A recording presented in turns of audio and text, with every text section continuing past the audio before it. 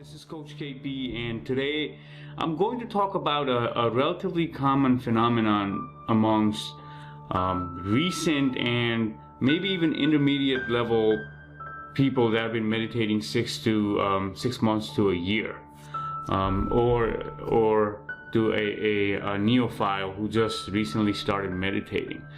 What happens with this is a lot of us go into our meditation practice kind of sort of inspired by a book or certain videos on YouTube or a certain person, and we end up having a great kind of an experience the first couple of weeks where you may be seeing colors, and you may be getting all these different sensations in our bodies that feel really good to us, and that may continue on for a long time, or that may actually die out as our meditation practice progresses, as we are able to be okay with our aloneness in the meditation practice for a period of time. That sensation and those colors and those visualizations may die out,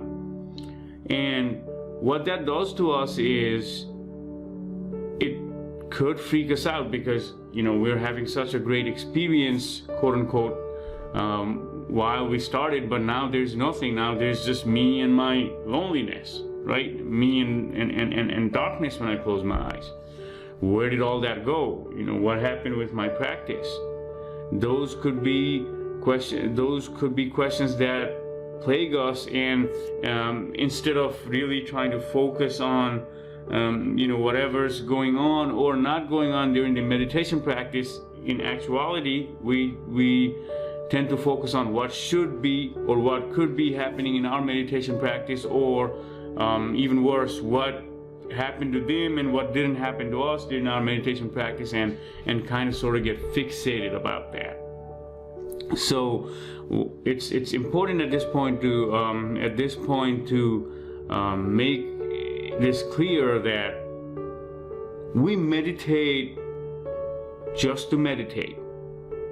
Okay, there is no end goal to meditation, so to speak. Yes, we the underlying goal for meditation is once we have done it for a long period of time, we may see changes, and we will see changes if we stick to it for a long period of time. But this is not a quick fix where you meditate 5 minutes a day for 3 months and you're enlightened. Okay, I know there's a lot of people on YouTube asking for subscribers, saying and talking about all these fancy things that happen to them in their lifetime. There's a lot of talk about Kundalini rising, and a lot of people that claim to be enlightened are on YouTube. And I'm not saying this or that either way about these people, but I think most people that get fixated in the idea that something should happen to them during meditation practice is derived from these personalities expressing what happened to them in their meditation practice. So naturally, us as human beings, we're trying to elevate our practice, so to speak, and we want all these all these visual and sensational things happening to us in our bodies. And I'm here to tell you that that's not always the case, and just because we're not getting any of those visual or stimulation or visual or auditory feedback that some of other people out here may be getting, that's still okay.